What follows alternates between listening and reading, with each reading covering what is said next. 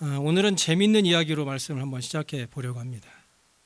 젊었을 때는 배운 사람과 못 배운 사람, 돈 있는 사람과 없는 사람, 예쁜 사람과 못생긴 사람이 구분되지만 어느 때가 되면 같아질 때가 있다고 합니다.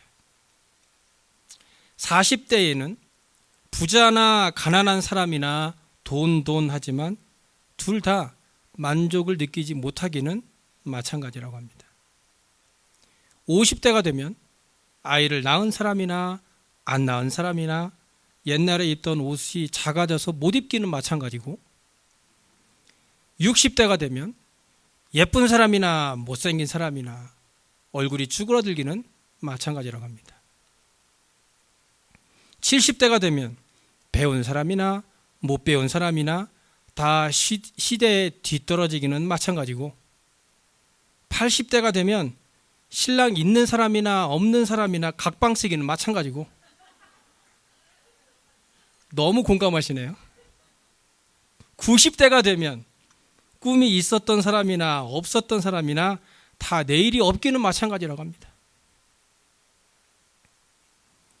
세상에는 다양한 사람들이 있지만 결국 새끼 밥 먹는 건 똑같고 똑같은 공기 마시고 있고, 시간이 지나면 늙는다는 것은 누구도 막을 수 없는 이치이기도 합니다. 하지만 사람들은 될 수 있으면 자신을 다른 사람과 구분하려고 하고 남들보다 조금이라도 더 나은 삶을 살고 있다고 자랑하며 살아갑니다. 팀 켈러 목사님은 여리고로 가는 길에서 이렇게 말합니다.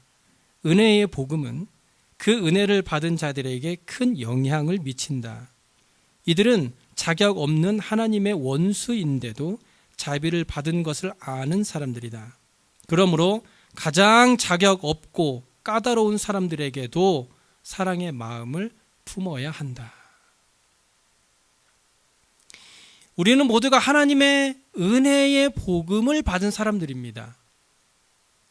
이곳에 모인 분들 중에 이 사실을 부인하는 분들은 아무도 계시지 않을 것으로 합니다. 우리는 모두 이 은혜의 복음을 받기 전까지는 하나님과 원수되었던 사람들입니다. 하나님의 은혜로 죄 사함을 받기 전까지 우리는 알코올 중독자, 재소자, 약물 중독자, 노숙자들과 같이 모두가 가까이 하기를 꺼려하는 그런 사람들과 같은 사람들이었습니다.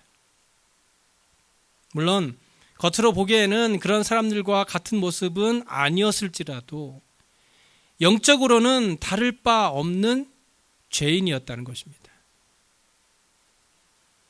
그들이 세상으로부터 소외된 사람들이었던 것처럼 저와 여러분도 예수 믿기 전에는 바로 그런 사람들이었습니다. 하지만 개구리가 올챙이적 생각 못한다고 하듯이 우리는 언제 그랬냐는 듯이 그런 사람들과 선을 긋고 나는 그들과 다르다라고 생각합니다. 그런데 그보다 더 심각한 것은 우리 모두가 그런 사람을 도와주어야 한다라는 것은 알고는 있지만 그런 사람들이 우리의 그런 도움을 받을 자격이 있는 사람인지를 먼저 판단한다는 것입니다. 우리가 저 사람을 도와야 하는가라는 것을 판단한다는 것이죠. 우리가 어떤 사람들을 도울 때에 이 자격이라는 말을 사용할 때 다시 한번 깊이 생각해 보아야 할 것은 과연 우리는 하나님의 자비를 받을 자격이 있어서 은혜를 받은 것인지, 아니 혹시라도 그럴 자격이 있어서 받았다고 한다면 그런 자격을 가진 우리가 베푸는 도움은 과연 자비가 될 수 있는가 하는 것입니다. 어떤 사람이 이 조나단 에드워즈에게 이런 질문을 했다고 합니다. 왜 내가 자기 죄로 인해서 가난한 사람을 도와야 하죠? 이에 대해 조나단 에드워즈는 이렇게 답했다고 합니다.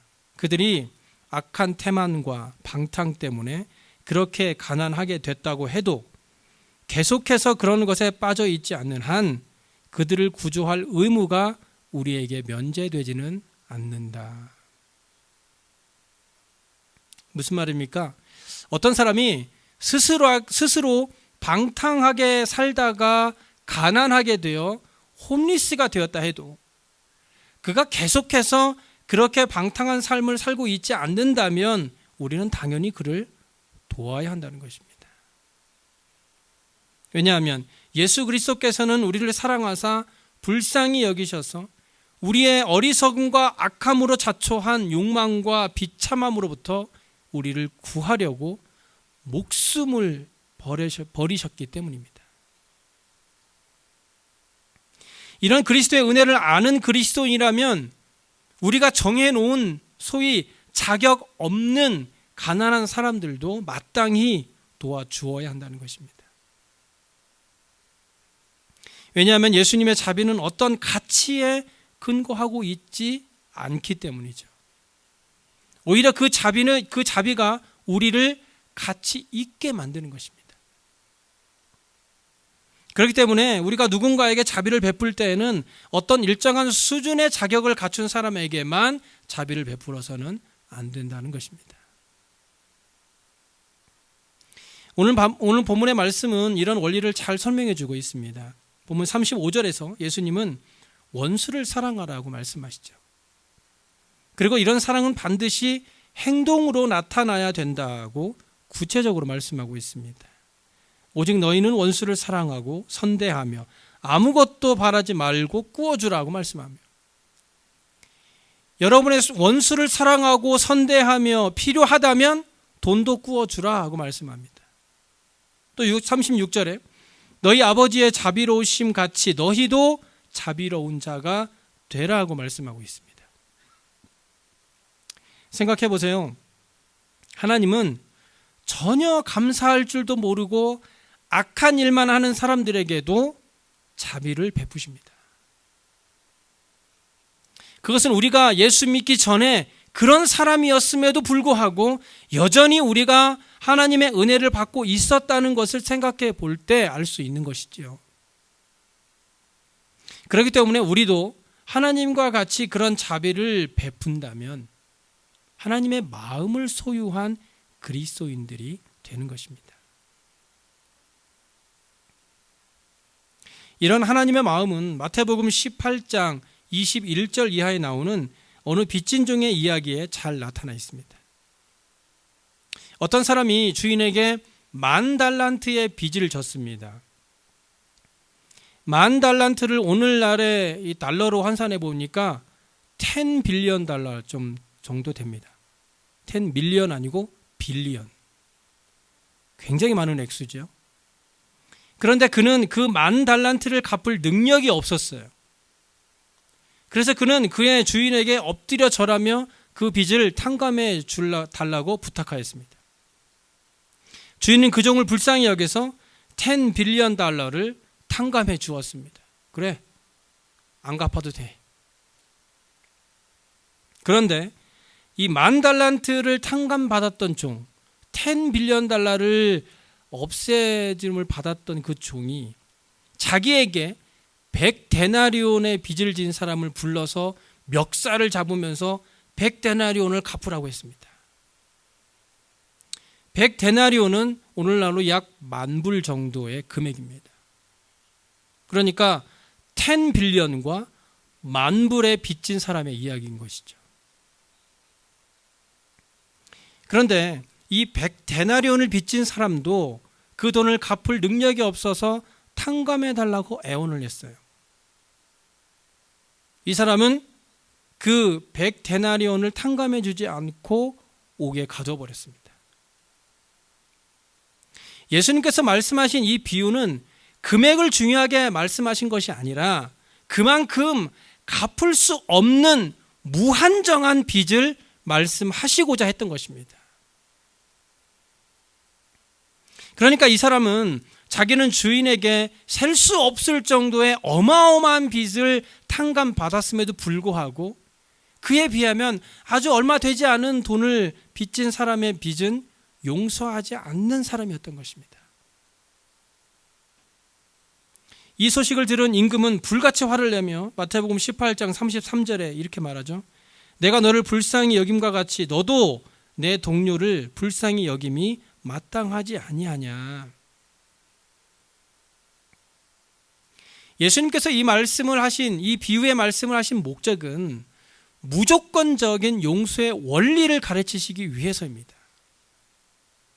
왜냐하면 35절에 보시면 너희가 각각 마음으로부터 형제를 용서하지 아니하면 나의 하늘 아버지께서도 너희에게 이와 같이 하시리라 라고 말씀하고 있기 때문입니다. 여기서 우리가 알 수 있는 예수님의 자비에 대한 기준은 자신의 도덕성과 훌륭한 됨됨이로 하나님의 자비를 얻을 수 있다라고 믿는 사람들, 즉 그냥 독실하기만 한 사람들은 소외된 사람들을 경멸하기 쉽다라는 것입니다. 도덕주의자들은 이렇게 말합니다. 나는 지금껏 최선을 다해서 지금의 나의 자리까지 올라왔습니다. 그러니 여러분들도 나처럼 최선을 다해서 살다 보면 이렇게 성공할 수 있습니다. 하지만 그리스도인이라면 이렇게 말해야 하죠.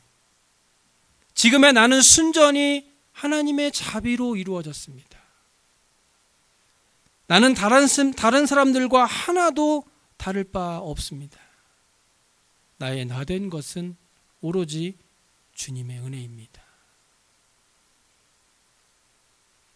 지금 저와 여러분이 누리고 있는 모든 것들이 모두가 여러분이 이루어 놓은 것들이라고 생각하시나요? 물론 어느 정도는 여러분이 노력하신 것도 있을 것입니다.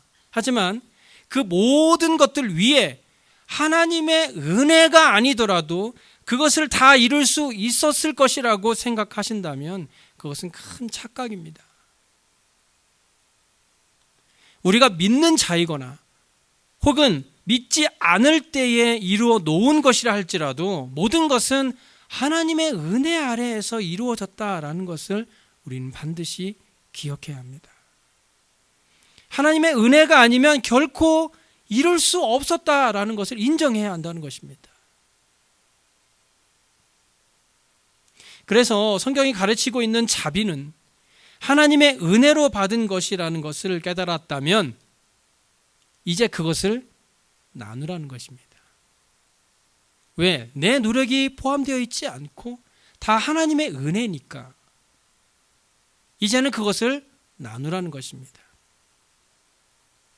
이런 나눔에 대해서 고린도후서 8장 2절과 3절에 보면 환난의 많은 시련 가운데서 그들의 넘치는 기쁨과 극심한 가난이 그들의 풍성한 연보를 넘치도록 하게 하였느니라. 내가 증언하노니 그들이 힘대로 할 뿐 아니라 힘에 지나도록 자원하였다고 말씀합니다. 여기 나오는 이 마게도냐 사람들은 예루살렘에 있는 사람들보다 더 어려운 사람들, 그래서 더 낮은 계층의 사람들이었습니다. 그래서 그들도 극심한 가난에 시달리고 있었어요. 그럼에도 불구하고 그들이 풍성한 연보를 넘치도록 할 수 있었던 이유는 무엇입니까? 그것은 바로 2절에 넘치는 기쁨과 5절에 그들이 먼저 자신을 주께 드리는 삶을 살았기 때문입니다. 그들은 자기의 소득에 따라서 헌금하지 않았어요. 그들은 극심한 가난 중에도 기쁨으로 하나님께 드렸다는 것입니다. 하나님께서 말씀하시는 자비는 바로 그런 것입니다. 내가 풍성하게 넘치기 때문에 넘치는 부분만 베푸는 것이 아니라 나도 없지만 그 없는 중에도 내가 하나님으로부터 받은 은혜를 생각할 때 내가 받은 것을 나누지 않고는 견딜 수 없는 그 은혜의 경험이 있었던 것입니다. 그런데 우리가 우리의 이웃들에게 내가 받은 것을 나누려고 할 때에 주의해야 할 것이 있습니다. 이사야 58장 2절에 보면 그들이 날마다 나를 찾아 나의 길 알기를 즐거워함이 마치 공의를 행하며 그의 하나님의 규례를 저버리지 아니하는 나라 같아서 의로운 판단을 내게 구하며 하나님과 가까이 하기를 즐거워하는 것 같이 보였습니다. 하지만 이어서 3절에 보시면 우리가 금식하되 어찌하여 주께서 보지 아니하오시오며 우리가 마음을 괴롭게 하되 어찌하여 주께서 알아주지 않느냐 하며 하나님을 원망하고 있어요. 유다 민족은 날마다 하나님을 찾고 하나님의 뜻을 알기 위해 매일 성경을 보고 심지어는 문설주에까지 성경 말씀을 기록해서 붙여놓을 정도였어요. 겉으로 보기에는 모든 면에서 훌륭한 하나님의 백성이었습니다. 지금으로 말하면 믿음이 좋은 그리스도인이었던 것이죠. 하지만 실상은 모든 것이 형식뿐이고 내용은 없었습니다. 보여지기 위한 믿음이다. 그러면서 그들은 우리가 금식 기도까지 하면서 하나님을 밤낮으로 찾고 절기를 지키고 11조를 바치는데 어째서 하나님은 우리의 기도를 들어주지 않느냐면서 하나님 원망하고 있었던 것입니다. 하지만 그들을 바라보는 하나님의 시선은 달랐죠. 3절부터 5절에 보시면 금식일을 지킨다고 하지만 결국 너희가 추구하는 것은 너희의 이윤이다. 너희는 금식하면서 말다툼과 싸움질을 벌이고 있다. 너희 기도는 땅에서 한 치도 올라가지 못한다. 겸손을 과시하려는 금식, 너희는 그런 것을 금식이라고 말하느냐. 하나님의 말씀하시는 것입니다. 이사야 시대의 유다 백성은 금식 기도는 자주 했지만 올바르게 하지 못했어요. 그들은 금식 기도를 한다면서 사람들에게 자랑을 하고 떠들면서 향락에 끌려다니고 약한 자들을 학대하였습니다. 그런 짓을 하고 있으면서도 자기들의 기도에 응답이 없다면서 하나님을 원망하고 있었던 것이에요. 형식적인 금식이 자신의 어떤 종교적인 자만심을 세우기 위한 것이라면 하나님의 은혜가 무슨 의미가 있겠습니까? 그저 내 믿음을 보여주기 위한 수단일 뿐인데 하나님의 은혜가 무슨 소용이 있습니까? 하나님께서는 겉으로 보여지는 것만으로 정의를 행하는 것을 원치 않으세요. 우리가 어떤 형식적인 선한 행동이나 종교적으로 보여지기 위한 많은 봉사들은 결국 하나님 보시기에 칭찬받을 만한 행동은 아니다라는 것을 기억할 수 있길 바랍니다. 그래서 하나님은 6절과 7절에서 하나님이 기뻐하시는 자비에 대해서 말씀하십니다. 내가 기뻐하는 금식은 흉악의 결박을 풀어주며 멍에의 줄을 끌어주며 압제당하는 자를 자유하게 하며 모든 멍에를 꺾는 것이고 또 줄인 자에게 내 양식을 나누어 주며 유리하는 빈민을 집에 들이며 헐벗은 자들을 보면 입히며 또 내 곤욕을 피하여 스스로 숨지 아니하는 것이라고 말씀합니다. 그리고 이렇게 할 때에 8절 이하에 보시면 그리하면 이렇게 행하면 내 빛이 새벽같이 비칠 것이며 내 치유가 급속할 것이며 아픈 곳이 빨리 치유된다는 것이죠. 내 공의가 내 앞에 행하고 여호와의 영광이 내 뒤에 호위하리니 내가 부를 때에는 나 여호와가 응답하겠고 내가 부르짖을 때에는 내가 여기 있다 하리라고 말씀하고 있습니다. 우리가 주여 부를 때 내가 여기 있다 말해라. 우리는 하나님 앞에 어떤 것이 바른 행동인지를 깨달아야 합니다. 하나님께서 보이는 것에 속지 않으시는 분이라는 것도 깨달아야 합니다. 하나님은 절대 겉으로 드러나는 모습에 속지 않으십니다. 우리가 아무리 선한 사람인 것처럼 혹은 하나님의 말씀을 잘 준행하는 사람인 것처럼 혹은 그 어떤 사람보다 기도도 열심히 하고 믿음이 있는 사람인 것처럼 하더라도 하나님의 눈은 결코 속일 수 없다는 것을 기억하시기 바랍니다. 은혜의 복음은 자랑이 안 됩니다. 아니, 자랑할 수가 없습니다. 왜냐하면 이 복음 자체가 아무런 대가 없이 주어지는 것이기 때문이에요. 에베소서 2장 8절 이하에 너희는 그 은혜에 의하여 믿음으로 말미암아 구원을 받았으니 이것은 너희에게서 난 것이 아니요 하나님의 선물이라. 행위에서 난 것이 아니니 이는 누구든지 자랑하지 못하게 함이라 라는 말씀과 같이 예수 그리스도의 은혜의 복음은 누구라도 자랑할 수 없는 선물입니다.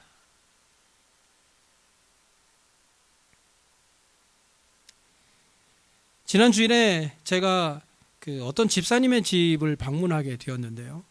그분이 이런 말씀을 저에게 하셨습니다. 그 집사님은 지금 어떤 식당에서 일을 하고 계시는 집사님인데요. 하루는 홈리스가 그 가게를 방문했다고 합니다. 그런데 그날따라 왠지 모르게 그 홈리스에게 자꾸 눈길이 가더랍니다. 그 사람이 음식을 주문을 했는데 이 가게 주인은 그 사람이 돈을 내기 전까지는 음식을 만들지 말라라고 하더라고요. 당연히 그렇겠죠. 식당 입장에서는. 그래서 그 집사님은 그럼 저분의 밥값은 그냥 내가 지불할 테니까 음식을 만들어 갖다 주자라고 했다고 합니다.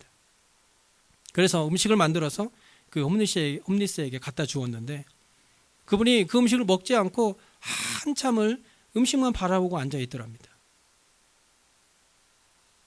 그래서 집사님이 가셔서 내가 음식값을 다 냈으니 걱정 말고 드세요 라고 했더니 그제서야 음식을 먹었다고 합니다.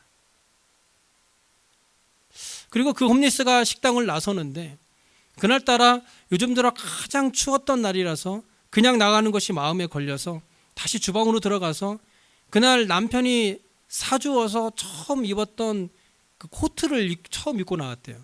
그 코트를 그 홈리스에게 갖다 주면서 추우니까 입고 가라고 했답니다. 다른 사람 같았으면 아이 됐다고 안 받는다고 하는데 그 사람은 주는 옷을 받아들고는 가슴에 손을 이렇게 얹으면서 고맙다라는 인사를 하고 돌아서 나갔다고 해요.